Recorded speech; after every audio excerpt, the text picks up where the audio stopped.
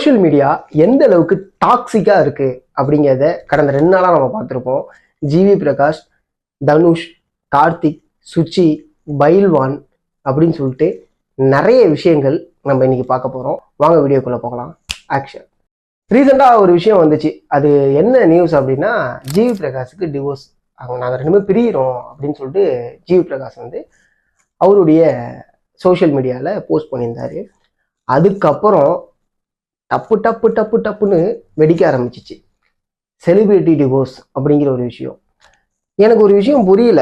GV பிரகாஷை பற்றி நிறைய பேர் விமர்சிச்சாங்க. சைந்தவியை பற்றி விமர்சிச்சாங்க. ஜிவி பிரகாஷ் நல்லவர், சைந்தவி கெட்டவங்க, சைந்தவி நல்லவங்க, ஜிவி பிரகாஷ் கெட்டவர் அப்படின்னு நிறைய விஷயங்கள் வந்துச்சு. ஃபர்ஸ்ட் ஆஃப் ஆல் ஒரு விஷயத்த நல்லா தெரிஞ்சுக்கணும். அவர் ரொம்ப தெளிவாக ஒரு போஸ்ட்ல வந்து ஒரு விஷயத்த சொல்லியிருப்பாரு. என்னன்னா, நாங்கள் 2 பேரும் பரஸ்பர, அதாவது 2 பேருக்குமே ஒத்து போய் தான் பிரிய போகிறோம். தயவு செஞ்சு எங்களுக்கான ஸ்பேஸ் கொடுங்க, இதை பற்றி பெருசாக பேசாதீங்க. ரொம்ப கைண்டாக ஒரு போஸ்ட் போட்டார். அந்த போஸ்ட் போட்டதுனால தான் என்னமோ தெரியல, அதுக்கப்புறம் எல்லாருமே பேச ஆரம்பித்தாங்க. ஜிவி பிரகாஷ் வந்து ஏன் டிவோர்ஸ் பண்ணார் தெரியுமா அப்படின்னு சொல்லிட்டு ஒரு விஷயத்த பேச ஆரம்பித்தாங்க. அடுத்து இன்னொரு விஷயம் செம்ம ட்ரெண்டாக போணுச்சு. என்னன்னா, தனுஷ் படத்தில் இருக்கக்கூடிய அந்த பாட்டு நம்ம பார்த்துருப்போம், பிறை தேடும் அப்படிங்கிற சாங். அந்த சாங்கில் இருந்த பல பேர் வந்து டிவோர்ஸ் பண்ணிட்டாங்க. உதாரணத்துக்கு செல்வராகவன் வந்து டிவோர்ஸ் பண்ணிட்டாரு, தனுஷ் டிவோர்ஸ் பண்ணிட்டாரு, ஜிவி பிரகாஷ் இப்போ டிவோர்ஸ் கொடுத்துட்டாங்க. அந்த ஒரு பாட்டில் உள்ள என்ன மகிமையை பார்த்தீங்களா? நிறைய பேர் டிவோர்ஸ் பண்ணிட்டாங்க. அப்படி எப்படி ஒருத்தவங்களோட வாழ்க்கையை வந்து இப்படி அலட்சியமாக அப்படி தூக்கி போட்டு விளையாட முடியுது? இதெல்லாம் தாண்டி இன்னொரு விஷயம் இருக்கு. என்னன்னா, தனுஷ் வந்து ஒரு நல்லவர், ஐஸ்வர்யா வந்து ஒரு பேடான ஒரு மாம். இது என்ன எந்த வகை? இது என்ன எந்த வகையில எப்படி நீங்க எந்த ஒரு புரிதலுமே இல்லாம ஒரு விஷயத்த கன்வே பண்ண முடியுது? ஜிவி பிரகாஷ் இப்ப ரீசெண்டா இன்னொரு போஸ்ட்டுமே போட்டாரு. அதுல என்ன சொல்லியிருப்பாருன்னா, ஒருத்தவங்களை பத்தி தெரியாம அவங்கள பத்தி பேசுறது எந்த வகையில நியாயம் அப்படிங்கிறது எங்களுக்கு தெரியல. நாங்க பிரபலமா இருக்கிறதுனால இப்படி பேசுறீங்களா, இல்ல எங்க மேல இருக்கக்கூடிய அன்புனால இதை நீங்க வெளிப்படுத்துறீங்களா அப்படிங்கிறது தெரியல. அப்படி நீங்க காட்டக்கூடிய அன்பு மற்றவங்களை புண்படுத்துது அப்படிங்கிறத நீங்க கொஞ்சம் புரிஞ்சுக்கிட்டா நல்லா இருக்கும். அதை புரிஞ்சுப்பீங்கன்னு நினைக்கிறேன். எவ்வளவு ஒரு வலியோட. ஏன்னா ஏதோ ஒரு ரீசன், அவங்க 2 பேருக்குள்ள ஏதோ ஒரு ரீசன் பிரிஞ்சுட்டாங்க. அவங்க அந்த பிரிவை நினைச்சு சந்தோஷப்பட்டிருக்க மாட்டாங்க. கண்டிப்பா என்னதான் சண்டையா இருந்தாலும் ஒரு கணவன் மனைவி பிரியும் போது சின்ன வருத்தம் மனசுக்குள்ள இருக்கதான் செய்யும். விட்டவுடனே ஜாலி போ அப்படின்னு போக மாட்டாங்க. அவங்களுக்கு அந்த ஸ்பேஸ் இருக்கதான் செய்யும். அவங்க அந்த ஸ்பேஸ்ல வந்து கண்டிப்பா யோசிப்பாங்க, நம்ம ஓகே பிரிஞ்சிட்டோம் அப்படின்னு சின்ன வருத்தமாவது இருக்கும். அதை பத்தி எதுவுமே யோசிக்காம இந்த சைடு ஒண்ணு, இந்த சைடு ஒண்ணு, இந்த சைடு ஒண்ணு அப்படின்னு வெடிக்க ஆரம்பிச்சு. சுஜி வந்து சொல்லியிருந்தாங்க, என்னுடைய ஹஸ்பண்ட் வந்து கே. அதுக்கு ரீப்ளை கொடுத்த கார்த்திக் வந்து என்ன சொல்லியிருப்பாரு அப்படின்னா, நான் கேவா இருந்தால் ரொம்ப பெருமையாக சொல்லியிருப்பேன், இதை நான் மறைக்கணும் எனக்கு அவசியம் கிடையாது, ரொம்ப பெருமையாக சொல்லியிருப்பேன் அப்படின்னு சொல்லிட்டு கார்த்திக் வந்து ரீப்ளை பண்ணியிருப்பாரு. சுச்சி லீக்ஸ் இதுக்கு முன்னாடி நம்ம ரொம்ப முன்னாடி வந்துச்சு.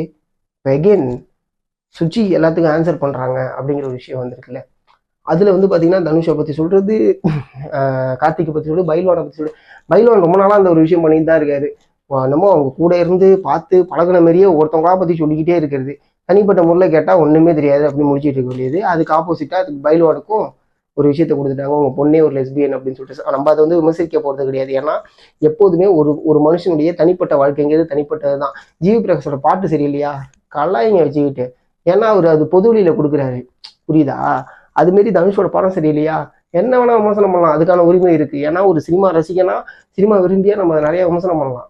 ஒரு தனி மனிதனோட வாழ்க்கையை விமர்சனம் பண்றது ரொம்ப தப்பான ஒரு செயல். அதுவும் இல்லாமல் சோசியல் மீடியாவில் டாக்ஸிக்கான ஒரு விஷயத்த தான் இப்போ நிறைய பேர் விரும்புகிறாங்கன்னு நினைக்கிறேன். அதுவுமே வந்து பார்த்தீங்கன்னா சுற்றி போயிட்டு இருக்கு. உதாரணத்துக்கு குகிது கோமாளில் இருக்கக்கூடிய ஷாலினி சோயா வந்து புகழோட ரொம்ப க்ளோஸாக இருக்காங்கன்னு சொல்லிட்டு டிடிஎஃப் வாசன் சொல்றது, அதுக்கு ஒரு விமர்சனம் அப்படியே கிளம்புறது. அடுத்து வந்து வெயிட் லிஃப்டிங்க்கு போன பொண்ணை கூட்டு வச்சு அங்கே ஒன்று பண்ணுறது, அதுக்கு ஒரு விமர்சனம் கிளம்புறது. இது எப்படி மாறிடுச்சு அப்படின்னா, ஒரு கான்ட்ரவர்சி வச்சு விளையாடுற. நீங்கள் பேசுங்க, தாராளமாக பேசுங்க. இதை பற்றி விமர்சிக்கணும் அப்படின்னா அந்த பர்சன் யாரோ அந்த பர்சன்ட்ட டைரக்டா பேசி அந்த பர்சனை இன்டர்வியூ பண்ணும்போது அந்த பர்சன்ட்ட வந்து நீங்க இப்படி பண்ணிட்டீங்களே இது உண்மையா அப்படின்னு கேட்டா அவங்க சொல்றது ரைட்டு இல்லப்பா, அந்த பர்சனோட அம்மா சொல்ற ரைட்டு, அந்த பர்சனோட அப்பா சொல்ற ரைட்டு, ஃப்ரெண்டுகிட்ட கேட்டா கூட தெரியும். அதை விட்டுட்டு யாரோ இஷ்டத்துக்கு அவன் பேசுவோம், மாட்டே பேசுவோம் அப்படி. இது எப்படி திரும்ப இருக்கும்? என்னடா இது வாழ்க்கை அப்படின்னு தான் நிற்கும். அதான் சொன்னேன், சோசியல் மீடியா வந்து ஒரு மாதிரி டாக்ஸிக்கா தான் இருக்கு. அங்கங்க ஒரு டாக்ஸிக் வெடிக்க, வன்மம் அப்படியே விளாண்டு தள்ளுது. ஒருத்தவன் திடீர்னு பூமானா அவனுக்கு வன்மம் போட்டு உட்கார வை. அடுத்து இன்னும் இடையெல்லாம் வந்து சித்தன் ஒரு வீடியோ போட்டாரு, அந்த வீடியோக்கு ஒரு வன்மத்தை கிளப்பி விட்டாங்க. இது எப்படி வந்து இது நம்ம அணுகுறது அப்படின்னு ஒண்ணு இருக்குல்ல. இப்ப நாளடைவுல என்ன ஆயிடுனா உண்மையாவே அவங்க 2 பேரும் உதாரணத்துக்கு சொல்றேன், ஒரு சோன்னு சொல்லக்கூடிய ஒரு செலிபிரிட்டி 2 பேருமே ஏதோ ஒரு வகையில அவங்களோட வாழ்க்கையை சேர்ந்து வாழ முடியல, ஏதோ ஒரு வகையில நிம்மதி இல்லாம இருக்கு அப்படின்னு நினைச்சு 2 பேருமே ஓகே நம்ம பிரியலாம் அப்படின்னு சொல்லிட்டு பிரியணும்னு நினைக்கும் போது கூட ஒரு பயம் வந்துடும். ஐயோ நம்ம பிரிஞ்சுட்டா நம்மளை வச்சு விமர்சனம் பண்ணியே நம்மளை சாகடிச்சிருவாங்க, அதுக்கு அந்த நரகத்துக்கு இந்த நரகமே தாவலாம் அப்படின்னு நினைச்சு வாழ ஆரம்பிச்சிட்டாங்கன்னா யோசிச்சு பாருங்க, அது எவ்வளவு பெரிய ஒரு கஷ்டமா இருக்கும். இது இது ஒரு ஒரு இது ஒருத்தவனுடைய வாழ்க்கைய நீ இப்படியே கடை அப்படின்னு போட்டு நிப்பாட்டி வைக்கிறது. புரியுதுங்களா? ஏன்னா தனிப்பட்ட மனிதனுடைய ஒருத்தனோட தனிப்பட்ட வாழ்க்கையில 1000 இருக்கும். புரியுதுங்களா? ஒருத்தனோட தனிப்பட்ட வாழ்க்கையில 1000 இருக்குங்கும் போது நம்ம அதை வந்து விமர்சனம் பண்றதுக்கு இங்க யாருக்குமே தகுதி கிடையாதுங்க. ஏன்னா அவங்க லைஃபுக்கு அவங்களுக்கு தெரியும், அவங்க வந்து இன்னுமே குழந்தைகள் கிடையாது. புரியுதுங்களா? அவங்க எப்படி வாழணுங்கிறத அவங்க நல்லாவே புரிஞ்சு அவங்க சில டிசிஷன்ஸ் எடுத்திருப்பாங்க. சரி உதாரணத்துக்கு சொல்றேன், இப்ப டிவோர்ஸ் பண்ணிட்டாங்க, நாளைக்கே ஜிவி பிரகாஷோட மியூசிக்ல சைந்தவி பாடினா இப்ப பேசினவங்களாம் என்ன பண்ணுவீங்க? கேள்வி இருக்குல்ல. ஐஸ்வர்யா ரஜினிகாந்தும் தனுஷும் அவங்க பசங்களோட இன்னும் தானே நெருக்கமா இருக்காங்க. லால் சலாமுக்கு அவங்க பசங்க வந்தாங்கல்ல, கேப்டன் மில்லருக்கு தனுஷோட அவங்க பசங்க வந்தாங்கல்ல. இது என்ன சொல்லுவீங்க? இது புரிதல் இல்லாம 2 பேரும் சண்டை போட்டு பிரிஞ்சுட்டு போனாங்களா? அவங்க அண்டர்ஸ்டாண்டிங்ல போயிருப்பாங்கிற ஒரு பார்வையை பார்க்கலாமா? அதையே பார்க்க மாட்டீங்க. இந்த நெகட்டிவிட்டி அப்படி எடுத்துட்டோம்னு வச்சுங்களா செம்மையா இருக்கும்டா அப்படிங்கிறது தான். அது பரபரப்புக்காக சில விஷயங்கள் பண்ணலாம், அடி பறக்க விடலாம், இஷ்டத்துக்கு பேசலாம். ஒருத்தவங்களை பத்தி பேசும்போது அவங்களுக்கு எங்கேயாவது ஒரு வகையில காயப்படுத்திருமோ, நம்ம சொல்ற வார்த்தை எங்கேயாவது ஒரு வகையில அவங்களை கஷ்டப்படுத்திருமோ அப்படின்னு யோசிச்சோம் அப்படின்னா கண்டிப்பா நம்ம இதை பேச மாட்டோம். நான் மறுபடியும் சொல்றேன், இதை நீங்க விமர்சிக்கணும், இதை பத்தி பேசணும் அப்படின்னா ஜிவி பிரகாஷ் ஒரு பிரஸ் மீட் வரும்போது அந்த இடத்துல நீங்க கேளுங்க, பதில் சொல்றதுக்கான இடத்துல அவங்க இருப்பாங்க. அப்பயுமே தப்புதான்னு வச்சுங்களேன், ஆனா அந்த பர்சன்ட்டை கேட்டவங்கிற ஒரு விஷயமா தான் இருக்கும். யாரோ ஒருத்தவங்க உட்காந்துக்கிட்டு பேசு. ஏன் ஜிவி பிரகாஷ் சைந்தவியை டிவோர்ஸ் பண்ணாரு தெரியுமா? பேச்சுலர் படத்துல இருந்த திவ்ய பாரதி கூட ரிலேஷன்ஷிப்ல இருக்காங்க, அதனாலதான் வந்து ஜிவி பிரகாஷ் வந்து டிவோர்ஸ் பண்ணிட்டார். இல்லை இது எல்லாமே தனுஷோட பிளான் தான். பாருங்க தனுஷோட க்ரூ தான் வந்து எல்லாத்தையுமே அப்படியே ஒவ்வொருத்தவங்களா டிவோர்ஸ் ஆகிட்டே வராங்க பாருங்க, இன்னும் நிறைய பேர் இருக்காங்க லிஸ்ட்ல. எப்படி இது எனக்கு புரியவே இல்லை. மறுபடியும் சொல்றேன், ஒருத்தவங்க டிவோர்ஸ் பண்றாங்க அப்படின்னா கண்டிப்பா விருப்பமே இல்லாம அவங்களுடைய வெறுத்து டிவோர்ஸ் பண்ணாலுமே சின்ன வருத்தம் இருக்கதான் செய்யும். இதுதான் மனித இயல்பு.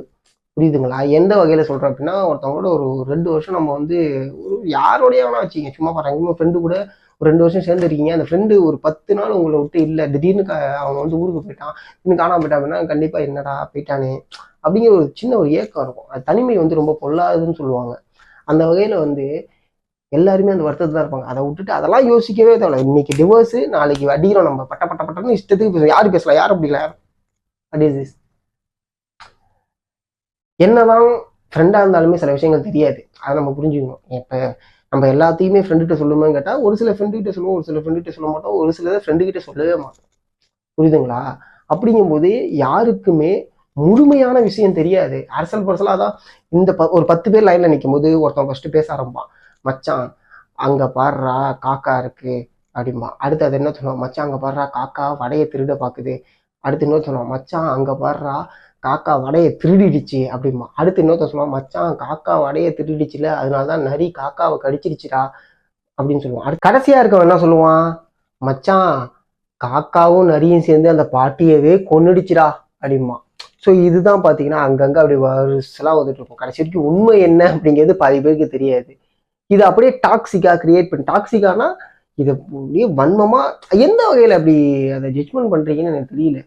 உண்மையாவே யோசிச்சு பாருங்க, 8 வருஷம் லவ்வுங்க, 8 வருஷம் லவ்ல இப்ப டிவோர்ஸ் பண்ணிருக்காங்க அப்படிங்கும் போது கொஞ்சமாவது அவங்களுக்கு ஏக்கம்னு ஒண்ணு இருக்கும். என்னடா சரி ஓகே அப்படிங்கிற ஏதாவது ஒரு தாட் அவங்களுக்குள்ள ஓடிட்டு இருக்கும். அதெல்லாம் எந்த ஒரு புரிதலுமே இல்லாம இஷ்டத்துக்கு பேசுறது. தனுஷ் ஏன் டிவோர்ஸ் பண்ணாங்கன்னு நமக்கு தெரியாது, அவங்க 2 பேருக்கு தான் தெரியும். ஆனா அதை பத்தி பெருசா விமர்சிக்கிறது. தனுஷ் கெட்டவர்ப்பா, அவரு கொஞ்சம் லேடிஸ் மேட்டர்ல வீக்குப்பா அப்படிங்கிறது, அது உண்மையா போயான்னு கூட நம்மளுக்கு தெரியாது. ஆனா அதை பத்தி நம்ம பேசுறது. அப்புறம் ஜிவி பிரகாஷும் சரியில்லைப்பா அப்படிங்கிற ஒரு விஷயத்த சொல்றது. சைந்தவி ஒருவேளை சைந்தவி சரியில்லாம இருப்பாங்களோ அப்படின்னு ஒண்ணு சொல்றது. சமந்தா பாவம், அவங்க புரிஞ்சதுக்கு ஒண்ணு சொல்றது. ஆனா அவங்க புரிஞ்சதுக்கு நிறைய பேர் சந்தோஷப்பட்டாங்க, அப்பா சமந்தா வந்து டிவோர்ஸ் ஆயிட்டாங்க, இனிமே அவங்க நமக்கு ரெஸ்ட் லிஸ்ட். இது எந்த வகையில நியாயம் தெரியல. அதான் மறுபடியும் சொல்ற ஒரு விஷயம் தான். சில விஷயத்த நம்ம விமர்சிக்கும் கொஞ்சம் பார்த்து விமர்சிக்கலாம். அவங்க மனசு எந்த வகையில காயப்படும், நம்ம விமர்சிப்பது சரியா தப்பா அப்படின்னு யோசிச்சு பார்த்தாலே நமக்கு தெரிஞ்சிடும். இப்போ இந்த வீடியோ வந்து இந்த டிவோர்ஸ்க்காகவா அப்படின்னு கேட்டால் கிடையாது. ஒருத்தவங்களை எந்த அளவுக்கு நம்ம விமர்சிக்கணும், அது எந்த அளவுக்கு ஒருத்தவங்களை பாதிக்கும் அப்படிங்கிறத நம்ம ஒரு சில விஷயங்கள் நம்ம தெரிஞ்சுக்கலாம். சரிங்களா? இப்போ நான் சொன்னதுல சில விஷயங்கள் தப்பா இருந்துச்சுன்னா தயவு செஞ்சு அதை கமெண்ட்ல சொல்லுங்க. இல்லை உங்களுக்கு தெரியும் இதனால தான் டிவோர்ஸ் பண்ணிட்டாங்க அப்படின்னா அதையும் கமெண்ட்ல சொல்லுங்க. அப்படி இல்லைப்பா இது தப்புப்பா, ஆமாப்பா நீ சொல்றது கட்டுப்பா அப்படின்னாலுமே கமெண்ட்ல சொல்லுங்க. உங்க ஃப்ரெண்டுக்கு இதை ஷேர் பண்ணுங்க. அவங்களுக்கும் சில விஷயங்கள் தெரிஞ்சிச்சுன்னா அவங்களுமே இதை பார்த்துட்டு கமெண்ட்ல பண்ணலாம். இல்லை அவங்களுமே சில விஷயங்களை மாற்றிக்க முடியும். ஏன்னா ஒருத்தவங்களை விமர்சிப்பது எந்த வகையில சரி நியாயம் அப்படிங்கிறது வந்து நம்ம ஃபர்ஸ்ட் ஒரு மார்ஜின் வச்சுக்கணும். உண்மையை தெரிஞ்சா அதை வந்து நம்ம சொல்லலாம், அவங்கள்ட்ட எடுத்து சொல்லலாம், ஒரு விஷயத்த கேள்வி கேட்கலாம். உண்மையே தெரியாம நம்ம ஒரு விஷயத்த பேசக்கூடாதுல்ல. ஸோ அதுக்காக தான் இந்த வீடியோ. மறக்காம நம்மளோட சேனல் ஆக்ஷன் கட் சதீஷை சப்ஸ்கிரைப் பண்ணுங்க. Get it.